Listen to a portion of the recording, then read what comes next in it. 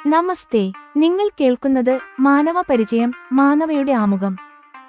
കഴിഞ്ഞ എപ്പിസോഡിൽ നാസിറിന്റെ ആന്തരിക പരിവർത്തനം ആരംഭിച്ചു. ഇപ്പുറത്ത് ഫിർദൌസിന്റെയും ഹരീഷ് ചന്ദ്രയുടെയും ജീവിതത്തിൽ മറ്റൊരു വലിയ മാറ്റം വന്നു. ഹരീഷ് ചന്ദ്ര ജിയെ ഹൈക്കോടതിയിൽ നിയമിച്ചതിനെ തുടർന്ന് അദ്ദേഹത്തിന്റെ സ്ഥലം മാറ്റം. ഇപ്പോൾ ഫിർദൌസ് ഒരു പുതിയ നഗരത്തിൽ തന്റെ വക്കീൽ ജോലിയിൽ വീണ്ടും സ്ഥാനമുറപ്പിക്കാനുള്ള വെല്ലുവിളി നേരിടുകയാണ്.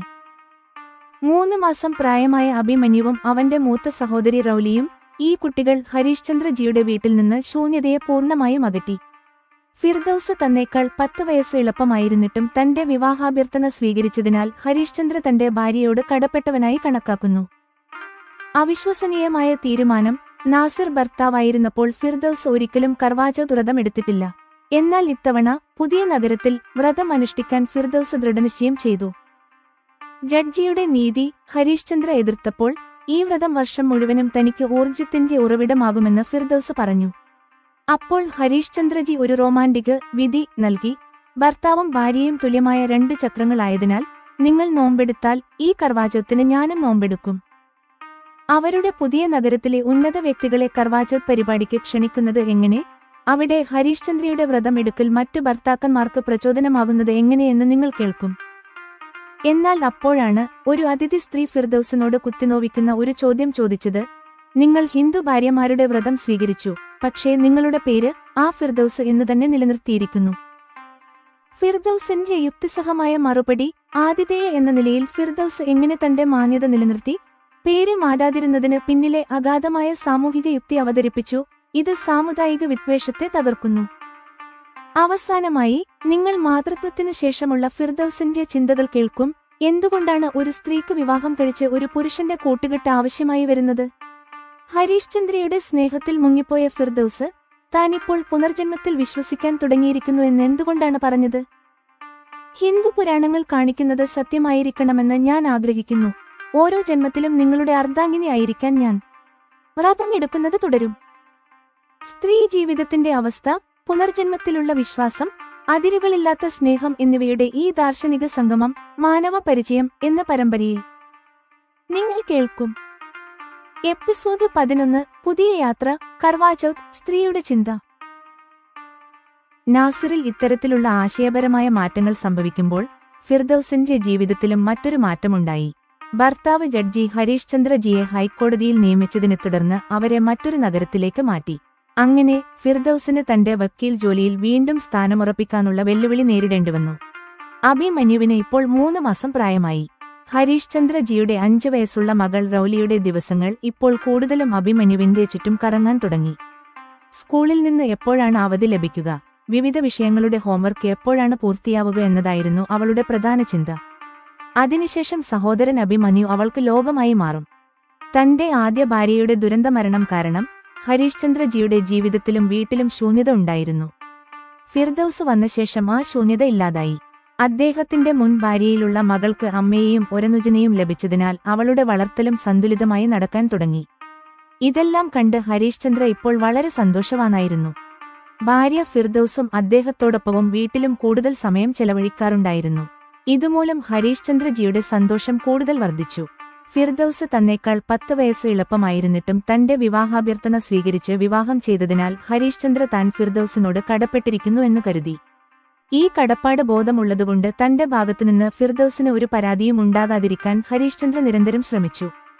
ഫിർദൌസിന്റെ സന്തോഷത്തിന് തടസ്സമാകുന്നതായി തോന്നിയാൽ തന്റെ വ്യക്തിപരമായ സന്തോഷം എന്തും ത്യജിക്കാൻ അദ്ദേഹം തയ്യാറായിരുന്നു. ഫിർദൌസിന്റെ ജനനം മുതൽ അവളുടെ അബ്ബുവും അമ്മായിയും തങ്ങളുടെ മകൾക്ക് ജീവിതത്തിൽ ഒരിക്കലും ദുരിതം സഹിക്കേണ്ടിവരരുത് എന്ന ഒറ്റ കാര്യത്തിൽ മാത്രമാണ് തങ്ങളുടെ ആഗ്രഹങ്ങൾ എല്ലാം കേന്ദ്രീകരിച്ചിരുന്നത്. ഈ പ്രതീക്ഷയോടെയാണ് അവർ ഫിർദൌസിന്റെ നിക്കാഹ്, വിവാഹം നാസിറുമായി നിശ്ചയിച്ചത്. എന്നാൽ ചുരുങ്ങിയ സമയത്തിനുള്ളിൽ ഫിർദൌസിന് വിവാഹമോചനവും സ്വഭാവഹത്യയും പോലുള്ള അസുഖകരമായ അനുഭവങ്ങൾ സഹിക്കേണ്ടിവന്നു. നാസിർ 1 വർഷത്തിനുള്ളിൽ മുത്തലാഖ് ചൊല്ലി ഫിർദൌസിനെ ഉപേക്ഷിച്ചു. നാസിർ ഫിർദൌസിനെ ഈ രീതിയിൽ ഉപേക്ഷിച്ചത് അവളുടെ അബ്ബുവിന്റെയും അമ്മായിയുടെയും പ്രതീക്ഷകളെ തകർത്തു. ആ സമയത്ത് ഫിർദൌസിന് ആശ്വാസം നൽകിയ ഒരേയൊരു കാര്യം അവൾക്ക് സുരക്ഷിതമായി തന്റെ അബ്ബുവിന്റെ വീട്ടിലെത്താൻ കഴിഞ്ഞു എന്നതാണ്. വിവാഹമോചനം നിർഭാഗ്യകരമായിരുന്നു. എന്നാൽ അതിനുശേഷം ഫിർദൌസ് ഹരീഷ് ചന്ദ്ര ജിയെ വിവാഹം കഴിച്ചത് അവളുടെ ഭാഗ്യമായിരുന്നു. ഫിർദൌസ് പുതിയ നഗരത്തിലെത്തിയ ശേഷം കർവാചൗത്ത് ഉത്സവം വന്നു. ഈ ദിവസം വ്രതമെടുക്കാൻ ഫിർദൌസ് തീരുമാനിച്ചു. നാസിർ ഭർത്താവായിരുന്നപ്പോൾ ഫിർദൌസ് കർവാചൌത്ത് വ്രതം എടുക്കുന്ന ചോദ്യം തന്നെ ഉണ്ടായിരുന്നില്ല. ഹരീഷ് ചന്ദ്ര ജിയെ വിവാഹം കഴിച്ചതിനു ശേഷവും കഴിഞ്ഞ 2 കർവാചൌത്ത് അവസരങ്ങളിലും ഫിർദൌസ് ഈ വ്രതം എടുക്കുന്നതിനെക്കുറിച്ച് ചിന്തിച്ചിരുന്നില്ല. മറ്റൊരു മതത്തിൽപ്പെട്ട ഭാര്യയോട് തന്റെ വിശ്വാസങ്ങൾക്കനുസരിച്ച് പ്രവർത്തിക്കാൻ പറയുന്ന വ്യക്തിയല്ല ഹരീഷ് ചന്ദ്ര. ഈ സാഹചര്യത്തിൽ ഈ കർവാചൌത്തിന് വ്രതമെടുക്കാനുള്ള ഫിർദൌസിന്റെ തീരുമാനം അദ്ദേഹത്തിന് അത്ഭുതകരമായിരുന്നു. അദ്ദേഹം ഫിർദൌസിനോട് പറഞ്ഞു, നിങ്ങൾക്ക് ഈ വ്രതത്തിൽ മുമ്പ് ഒരിക്കലും വിശ്വാസം ഇല്ലാതിരുന്നിട്ടും നിങ്ങൾ എന്തിനാണ് ഈ വ്രതം എടുക്കാൻ ആഗ്രഹിക്കുന്നത്? അഭിമന്യു ഇപ്പോഴും മുലകുടിക്കുന്ന കുട്ടിയാണ്. അത്തരമൊരു സാഹചര്യത്തിൽ നിങ്ങൾ ദിവസം മുഴുവൻ ഉപവാസം എടുക്കുന്നത് കാരണം നിങ്ങൾക്ക് ക്ഷീണം അനുഭവപ്പെടും. ഇതിന് ഫിർദൌസ് മറുപടി പറഞ്ഞു, സർ, വർഷത്തിലെ ഈ ഒരു ദിവസത്തെ ബലഹീന എനിക്ക് സന്തോഷത്തിന്റെ ഉറവിടവും വർഷത്തിലെ ബാക്കി 364 ദിവസങ്ങളിൽ എന്റെ ഊർജ്ജത്തിന്റെ ഉറവിടവുമായിരിക്കും. അപ്പോൾ ഹരീഷ് ചന്ദ്രജി പറഞ്ഞു, വിശപ്പുകൊണ്ട് വാടിയ നിങ്ങളുടെ മുഖം എനിക്ക് ഇഷ്ടപ്പെടില്ല. ഇതിന് ഫിർദൌസ് മറുപടി നൽകിയത് ഇങ്ങനെയാണ്, സർ, നിങ്ങൾ ഭയപ്പെടുന്നതുപോലെ എന്റെ മുഖം വാടിപ്പോകില്ല. എന്റെ മുഖത്തെ തേജസ് നിങ്ങളുടെ കൂട്ടുകെട്ടും സ്നേഹവും ഉള്ളതുകൊണ്ടാണ്. അതുകൊണ്ട് കർവാചൌത്ത് വ്രതത്തിലും അത് തിളങ്ങിക്കൊണ്ടിരിക്കും. ഹരീഷ് ചന്ദ്ര ഒരു പരിഹാരം കണ്ടെത്തി പറഞ്ഞു, ഞാനൊരു ജഡ്ജിയാണ്. ഇതാണ് നിങ്ങളുടെ നിശ്ചയമെങ്കിൽ ഞാനും നീതി ചെയ്യണം. എന്തുകൊണ്ടോ ഭാര്യയ്ക്കുവേണ്ടി ഭർത്താവ് എടുക്കുന്ന വ്രതങ്ങളില്ല. എന്നാൽ ഏതൊരു ദാമ്പത്യരഥത്തിലും ഭർത്താവും ഭാര്യയും തുല്യമായ 2 ചക്രങ്ങളാണ്. അങ്ങനെയുള്ള സാഹചര്യത്തിൽ ഭർത്താവിന്റെ ദീർഘായുസ്സിനു വേണ്ടി ഭാര്യ മാത്രം ആഗ്രഹിക്കുകയും പ്രാർത്ഥിക്കുകയും വ്രതമെടുക്കുകയും ചെയ്യുന്നത് നീതിയല്ല. നിങ്ങൾ വ്രതമെടുക്കുകയാണെങ്കിൽ ഈ കർവാചൌത്തിന് ഞാനും നോമ്പെടുക്കും. നിങ്ങളുടെ കൂട്ടുകെട്ട് എനിക്കും പ്രിയപ്പെട്ടതാണ്. എന്റെ കൂട്ടുകെട്ട് നിങ്ങൾക്ക് ജന്മം തോറും ഉണ്ടാകണമെന്ന് ഞാനും ആഗ്രഹിക്കുന്നു. ഇങ്ങനെ കർവാചൌത്ത് ദിനത്തിൽ ഹരീഷ് ചന്ദ്രയും ഫിർദൌസും വ്രതമെടുക്കാൻ തീരുമാനിച്ചു. ഈ നഗരം ഫിർദൌസിന് പുതിയതായിരുന്നു. ഈ വ്രതത്തിലൂടെ തന്റെ സാമൂഹിക ബന്ധം വികസിപ്പിക്കുക എന്ന ഉദ്ദേശ്യത്തോടെ ഫിർദൌസ് ചില പ്രമുഖ കുടുംബങ്ങളെ തന്റെ ബംഗ്ലാവിലേക്ക് ക്ഷണിച്ചു. അങ്ങനെ ഈ രാത്രി സുമംഗലികൾ കുടുംബസമേതം വന്ന് ഫിർദൌസിനൊപ്പം ചന്ദ്രനെയും അവരവരുടെ ഭർത്താക്കന്മാരെയും നോക്കി തങ്ങളുടെ വ്രതം പൂർത്തിയാക്കും. എന്നിട്ട് എല്ലാവരും ഫിർദൌസിന്റെ വീട്ടിൽ ഭക്ഷണം കഴിക്കും. കർവാചൌത്ത് ദിനത്തിലെ ഈ രാത്രിയിലെ കാലാവസ്ഥ സുഖകരമായിരുന്നു. അതുകൊണ്ട് ഈ പരിപാടിയുടെ ക്രമീകരണം ബംഗ്ലാവിന്റെ പുൽത്തകിടിയിൽ തന്നെ ഒരുക്കിയിരുന്നു. പുരുഷന്മാരും സ്ത്രീകളും കുട്ടികളും പരസ്പരം സന്തോഷത്തോടെ ഇടപഴകുന്നുണ്ടായിരുന്നു. ചന്ദ്രനും കൃത്യസമയത്ത് പ്രത്യക്ഷനായി. അപ്പോൾ അവിടെ ഒത്തുകൂടിയ സുമംഗലികളെല്ലാം ആകാശത്തിലെ ചന്ദ്രനെ നോക്കി. തുടർന്ന് ഭൂമിയിലുള്ള അവരവരുടെ ചന്ദ്രനെ, ഭർത്താക്കന്മാരെ നോക്കി അവരുടെ കൈകളിൽ നിന്ന് ജ്യൂസ് കുടിച്ച് തങ്ങളുടെ വ്രതം അവസാനിപ്പിച്ചു. ഹരീഷ് ചന്ദ്ര ജിയുടെ വ്രതം ഫിർദൌസ് സ്വന്തം കൈകൊണ്ട് അദ്ദേഹത്തിന് ജ്യൂസ് നൽകി തുറപ്പിച്ചത് അതിഥികൾക്ക് അത്ഭുതകരമായ കാഴ്ചയായിരുന്നു. അതിഥികളിൽ മറ്റാരും അത്തരമൊരു വ്രതം എടുത്തിരുന്നില്ല. ഹരീഷ് ചന്ദ്ര ജിയെപ്പോലുള്ള ഒരു ജഡ്ജി ഇത്തരമൊരു വ്രതം എടുക്കുന്നത് കണ്ടത് അവിടെയുണ്ടായിരുന്ന ഭർത്താക്കന്മാർക്ക് അടുത്ത കർവാചൌത്തിന് വ്രതമെടുക്കാൻ പ്രചോദനമായി. തുടർന്ന് എല്ലാവരും ഒരുമിച്ച് അത്താഴം കഴിച്ചു. അത്താഴത്തിനു ശേഷം സ്ത്രീകളും പുരുഷന്മാരും തമാശകളിൽ മുഴുകി. ഈ സമയം ഒരു അതിഥി സ്ത്രീ ഫിർദൌസിനോട് പറഞ്ഞു, നിങ്ങൾ ഹിന്ദു ഭാര്യമാരുടെ വ്രതം സ്വീകരിച്ചു, പക്ഷേ നിങ്ങളുടെ പേര് ആ ഫിർദൌസ് എന്ന് തന്നെ നിലനിർത്തിയിരിക്കുന്നു.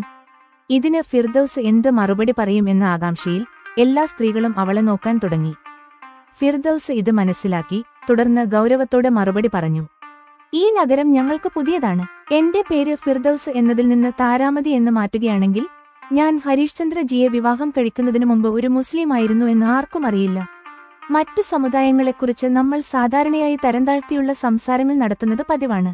അങ്ങനെയുള്ള സാഹചര്യത്തിൽ ഞാൻ ഒരു മുസ്ലിമാണെന്ന് അറിയാതെ ഇത്തരമൊരു പരിപാടിയിൽ എനിക്ക് മുസ്ലിങ്ങളെക്കുറിച്ചുള്ള മോശം സംസാരങ്ങൾ കേൾക്കേണ്ടിവരികയും അതിന്റെ അസുഖകരമായ അവസ്ഥ സഹിക്കേണ്ടിവരികയും ചെയ്യും എന്ന ഭയം ഉണ്ടാകുമായിരുന്നു.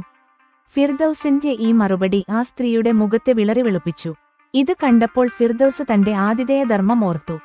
അതിഥികളുടെ മാനം നിലനിർത്തേണ്ടത് ശ്രദ്ധിച്ച് ഫിർദൌസ് തന്റെ അടുത്ത വാക്കുകളിലൂടെ ചിരിച്ചുകൊണ്ട് സാഹചര്യം കൈകാര്യം ചെയ്യാൻ ശ്രമിച്ചു. എങ്കിലും നമ്മളെപ്പോലെയുള്ള ഉന്നത സ്ത്രീകളുടെ ഇടയിൽ ഈ അപകടം ഉണ്ടാകില്ല. നാമെല്ലാവരും നമ്മുടെ സാമൂഹിക റോളുകളെക്കുറിച്ച് ബോധവാന്മാരാണല്ലോ. ഇത് കേട്ട് എല്ലാ സ്ത്രീകളും സാധാരണ നിലയിലായി. പിന്നീട് രാത്രി വൈകിയപ്പോൾ എല്ലാവരും പരിപാടിയെ അകമഴിഞ്ഞ് പ്രശംസിച്ചുകൊണ്ട് യാത്ര പറഞ്ഞു. ഉറങ്ങുന്നതിനു മുമ്പ് ഫിർദൌസ് ഈ സംഭവം ഹരീഷ് ചന്ദ്ര ജിയോട് പറഞ്ഞു. അപ്പോൾ ഹരീഷ് ചന്ദ്ര ജി പറഞ്ഞു, ഇത്തരം നിസ്സാര കാര്യങ്ങളിൽ വീഴാതെ എങ്ങനെ രക്ഷപ്പെടണമെന്ന് നമ്മൾ ഏതു ദിവസമാണോ പഠിക്കുന്നത് അന്ന് നമ്മുടെ പരസ്പര വൈരാഗ്യങ്ങളിൽ പകുതിയിലധികം തനിയെ ഇല്ലാതാകും. അടുത്ത ദിവസം ഉച്ചയ്ക്ക് കുട്ടികൾ ഉറങ്ങിയ ശേഷം ഫിർദൌസ് തലയിണയിൽ ചാരിയിരുന്ന് കർവാചൌത്ത് വ്രതത്തെക്കുറിച്ച് ചിന്തയിൽ മുഴുകി. സമൂഹത്തിലെ സ്ത്രീകളുടെ അവസ്ഥയായിരുന്നു അപ്പോൾ അവളുടെ ചിന്തയുടെ കേന്ദ്രബിന്ദു. അവളുടെ മനസ്സിൽ ഒരു ചിന്ത വന്നു, ഒറ്റയ്ക്കിരിക്കുന്ന ഒരു സ്ത്രീക്ക് അപകടമില്ലായിരുന്നെങ്കിൽ ഓരോ സ്ത്രീയും തന്റെ ഭാവി വിവാഹത്തിലും സ്വന്തം കുടുംബത്തിലും കാണേണ്ടത് നിർബന്ധമാകുമായിരുന്നില്ല. സമൂഹത്തിൽ ഒറ്റപ്പെട്ട സ്ത്രീകളെ പുരുഷന്മാരുടെ ലൈംഗികാസക്തിക്ക് എളുപ്പമുള്ള ഇരയായി കണക്കാക്കുന്നതിനാൽ ഒരു സ്ത്രീക്ക് വിവാഹം കഴിക്കുകയും ഒരു പുരുഷന്റെ കൂട്ട് ആവശ്യമായി വരികയും ചെയ്യുന്നു. അതുവഴി ആ സ്ത്രീയുടെ ഭർത്താവ് മറ്റു പുരുഷന്മാരുടെ മുന്നിൽ തന്റെ ഭാര്യയ്ക്ക് ഒരു കവചമായി മാറുന്ന പുരുഷനാകുന്നു. എങ്കിലും ചില സമയങ്ങളിൽ മറ്റു പുരുഷന്മാരുടെ മുന്നിൽ കവചമായി നിന്ന ഈ പുരുഷൻ തന്നെ സ്ത്രീയെ, ഭാര്യയെ ചൂഷണം ചെയ്യാൻ തുടങ്ങുന്നു എന്നതും കാണാനും കേൾക്കാനും കിട്ടാറുണ്ട്. അത്തരത്തിൽ ചൂഷണം ചെയ്യുന്ന ഒരു ഭർത്താവിനെ ഒരു സ്ത്രീക്ക് ലഭിക്കുകയാണെങ്കിൽ ഗാർഹിക പീഡനം നേരിടേണ്ടിവരുന്നത് ഭാര്യയുടെ ജീവിതകാലം മുഴുവൻ ഒരു നിർബന്ധമായി മാറുന്നു. ആ സ്ത്രീയുടെ ആത്മാഭിമാനത്തോടെയുള്ള ജീവിതം എന്ന സ്വപ്നം തകർന്നുപോകുന്നു. സമൂഹത്തിൽ ഇത്തരം നിരവധി സംഭവങ്ങൾ കാണാനും കേൾക്കാനും കിട്ടുമ്പോൾ ഹരീശ്ചന്ദ്രയെപ്പോലുള്ള ഒരു ഭർത്താവിന് ലഭിക്കുന്ന ഭാര്യ ഭാഗ്യവതിയായി കണക്കാക്കപ്പെടുന്നു. അങ്ങനെയുള്ള സാഹചര്യത്തിൽ ഭാര്യ കർവാചൗത്ത് വ്രതമെടുത്ത് ജന്മം തോറും ഹരീശ്ചന്ദ്രയുടെ കൂട്ടുകെട്ട് മാത്രം ആഗ്രഹിക്കുന്നത് തെറ്റല്ല. ദിവസം മുഴുവൻ ഇത്തരത്തിലുള്ള ചിന്തകൾ ഫിർദൌസിന്റെ മനസ്സിൽ നടന്നു. ഇക്കാരണത്താൽ അന്ന് രാത്രി കട്ടിലിൽ പകുതി കിടന്നുകൊണ്ട് ഫിർദൌസ് വികാരഭരിതയായി ഹരീശ്ചന്ദ്രജിയോട് ഒരു ചോദ്യം ചോദിക്കുകയായിരുന്നു. സർ, ഞാൻ കർവാചൗത്ത് വ്രതമെടുത്തു. ഇനി എല്ലാ ജന്മത്തിലും നിങ്ങൾ എന്റെ കൂടെ ഉണ്ടാകുമല്ലോ? ഹരീശ്ചന്ദ്രജി മറുചോദ്യം ചോദിച്ചു. ഇസ്ലാം മതത്തിൽ പുനർജന്മത്തിന് അംഗീകാരമില്ല. പിന്നെ നിങ്ങൾ എങ്ങനെയാണ് പല ജന്മങ്ങളുടെ സങ്കല്പത്തിൽ വിശ്വസിക്കാൻ തുടങ്ങിയത്? ഫിർദൌസ് പറഞ്ഞു, സർ, പുനർജന്മത്തെക്കുറിച്ച് നിങ്ങൾ സങ്കല്പം എന്ന വാക്ക് വളരെ കൃത്യമായി ഉപയോഗിച്ചു. പുനർജന്മത്തെക്കുറിച്ചുള്ള പരസ്പരം വിരുദ്ധമായ രണ്ട് വിശ്വാസങ്ങളെയും കൃത്യമായ തെളിവുകളോടെ സ്ഥാപിക്കാൻ കഴിയില്ല. അതുകൊണ്ട് പുനർജന്മം എന്നത് ഓരോരുത്തരുടെയും വിശ്വാസത്തിന്റെയും ഭാവനയുടെയും കാര്യമായി മാറുന്നു. നിങ്ങളുടെ കൂട്ടുകെട്ട് ലഭിച്ച ശേഷം എന്റെ ഹൃദയം ഇപ്പോൾ പുനർജന്മമെന്ന ആശയത്തിൽ വിശ്വാസവും ബോധ്യവും വെക്കാൻ ആഗ്രഹിക്കുന്നു. ഹിന്ദു പുരാണങ്ങൾ കാണിക്കുന്നത് സത്യമായിരിക്കണമെന്ന് ഞാൻ ഇപ്പോൾ ആഗ്രഹിക്കുന്നു. ഓരോ ജന്മത്തിലും നിങ്ങളുടെ അർദ്ധാംഗിനിയായിരിക്കാൻ ഞാൻ ജന്മം തോറും ഇന്നലത്തെ കർവാചൗത്ത് പോലെ വ്രതമെടുക്കുന്നത് തുടരും. ഇതിന് ഹരീശ്ചന്ദ്ര വീണ്ടും ചോദിച്ചു, ഫിർദൌസ്, അങ്ങനെയൊരു ആഗ്രഹത്തിന്റെ അർത്ഥം നിങ്ങൾക്കറിയാമോ? ഫിർദൌസ് തന്റെ ശബ്ദത്തിൽ കൂടുതൽ മധുരം ചേർത്ത് പറഞ്ഞു, സർ, നിങ്ങൾ തന്നെ പറയൂ. ഹരീശ്ചന്ദ്ര വിശദീകരിച്ചു, ഈ ആഗ്രഹത്തിന്റെ അർത്ഥം നിങ്ങൾ ഓരോ ജന്മത്തിലും സ്ത്രീയായി ജനിക്കാൻ ആഗ്രഹിക്കുന്നു എന്നാണ്. അതും നമ്മുടെ സമൂഹത്തിൽ സ്ത്രീകളുടെ അവസ്ഥ അത്ര പ്രോത്സാഹജനകമല്ലാത്തപ്പോൾ. അനേകം സ്ത്രീകളുടെ ജീവിത സാഹചര്യങ്ങൾ കാണുമ്പോൾ സ്ത്രീ ജീവിതത്തെ ശപിക്കപ്പെട്ട ജീവിതം എന്ന് വിളിക്കുന്നത് ഒട്ടും അതിശയോക്തിയായി എനിക്ക് തോന്നുന്നില്ല. ഇതിന് ഫിർദൌസ് വിയോജിപ്പോടെ തലയാട്ടി പറഞ്ഞു, സർ, മനുഷ്യൻ മാത്രമാണ് തന്റെ ചിന്തകളെയും പ്രവൃത്തികളെയും മറ്റുള്ളവരുടെ സന്തോഷത്തിനായി വികസിപ്പിക്കാൻ കഴിവുള്ള ഏക ജീവി എന്ന് ഞാൻ കരുതുന്നു. മനുഷ്യരിൽ പോലും ഈ കഴിവ് പുരുഷന്മാരെക്കാൾ സ്ത്രീകളിലാണ് കൂടുതലെന്ന് ഞാൻ വിശ്വസിക്കുന്നു. അതുകൊണ്ട് എനിക്ക് ജന്മം തോറും നിങ്ങൾ ഭർത്താവായി ലഭിക്കുമെങ്കിൽ എല്ലാ ജന്മത്തിലും സ്ത്രീയായിരിക്കുന്നതിൽ എനിക്കൊരു കുറവും തോന്നില്ല. അപ്പോൾ ഹരീശ്ചന്ദ്രജിയുടെ കൈവശം വാദിക്കാൻ മറ്റു ന്യായങ്ങളൊന്നും അവശേഷിച്ചില്ല. ഇനി അദ്ദേഹത്തിന് മുന്നിൽ ഒരേയൊരു വഴിയേ ഉണ്ടായിരുന്നുള്ളൂ, ഫിർദൌസിനെ സ്നേഹിക്കുക മാത്രം ചെയ്യുക. മറ്റ് രാത്രികളിലെപ്പോലെ ഈ രാത്രിയിലും അദ്ദേഹം അതുതന്നെ ചെയ്തു. അപ്പോൾ രാത്രിയുടെ ബാക്കി സമയം മുഴുവൻ ഫിർദൌസ് തന്റെ ഭർത്താവിന്റെ സ്നേഹത്തിൽ ആനന്ദവും അഭിമാനവും അനുഭവിച്ചുകൊണ്ടിരുന്നു. ഇപ്പോൾ നിങ്ങൾ മാനവ പരിചയം എന്ന ഈ എപ്പിസോഡിൽ ജമന എഴുതിയ അവലോകനം, വിമർശനം, മാർഗനിർദ്ദേശം എന്നിവ കേൾക്കുക. ഉപശീർഷകം, പുതിയ യാത്ര, കർവാചൗത്ത്, സ്ത്രീയുടെ ചിന്ത. ഈ എപ്പിസോഡ് ഫിർദൌസിന്റെ ആന്തരികവും ബാഹ്യവുമായ യാത്രയെ ഒരേ സമയം അവതരിപ്പിക്കുന്നു. പുതിയ നഗരത്തിലെ വെല്ലുവിളി, കർവാചൗത്തിലൂടെയുള്ള സാംസ്കാരിക സംയോജനം, ഹരീശ്ചന്ദ്രയുമായുള്ള അവളുടെ ആശയപരമായ സംഭാഷണം എന്നിവയാണ് കഥയുടെ പ്രധാന അടിത്തറ. 1. സാംസ്കാരികവും നിയമപരവുമായ സമന്വയം. ഹരീശ്ചന്ദ്രയുടെ നീതി കോടതിയിൽ മാത്രം ഒതുങ്ങുന്നില്ല, അത് ദാമ്പത്യ ജീവിതത്തിലും ബാധകമാണ്. സമത്വത്തിന്റെ നീതി. ഒരു ജഡ്ജിയായി വിധി പറയുമ്പോൾ ഹരീശ്ചന്ദ്ര സ്വയം വ്രതം അനുഷ്ഠിക്കുന്നത് ഇന്ത്യൻ ദാമ്പത്യത്തിലെ സമത്വത്തിന്റെയും പങ്കാളിത്തത്തിന്റെയും ഉയർന്ന ഉദാഹരണമാണ്. ഭർത്താവും ഭാര്യയും തുല്യമായ രണ്ട് ചക്രങ്ങളാണ്. അതിനാൽ പ്രാർത്ഥനയും വ്രതവും ഭാര്യയുടെ മാത്രം കടമയാകരുത് എന്നതാണ് അദ്ദേഹത്തിന്റെ വാദം. അസ്തിത്വവും ആത്മാഭിമാനവും. പേര് മാറ്റേണ്ടതില്ല എന്ന ഫിർദൌസിന്റെ തീരുമാനം അവളുടെ ആത്മാഭിമാനത്തെയും സാമൂഹിക ബോധത്തെയും പ്രതിഫലിപ്പിക്കുന്നു.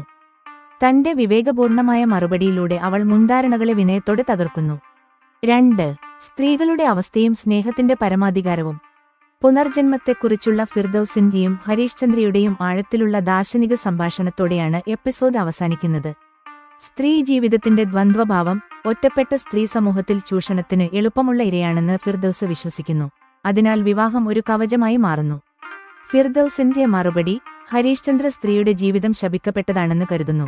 എന്നാൽ തന്റെ ചിന്തകളെയും പ്രവൃത്തികളെയും മറ്റുള്ളവരുടെ സന്തോഷത്തിനായി വികസിപ്പിക്കാനുള്ള കഴിവ് പുരുഷനേക്കാൾ സ്ത്രീക്ക് കൂടുതലുണ്ടെന്ന് ഫിർദൌസ് വിശ്വസിക്കുന്നു.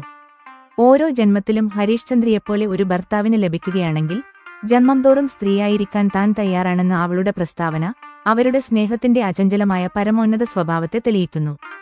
സ്നേഹം മതപരവും ദാർശനികവുമായ വ്യത്യാസങ്ങൾക്കതീതമാണ് എന്ന് ഈ സംഭാഷണം വീണ്ടും ഉറപ്പിക്കുന്നു.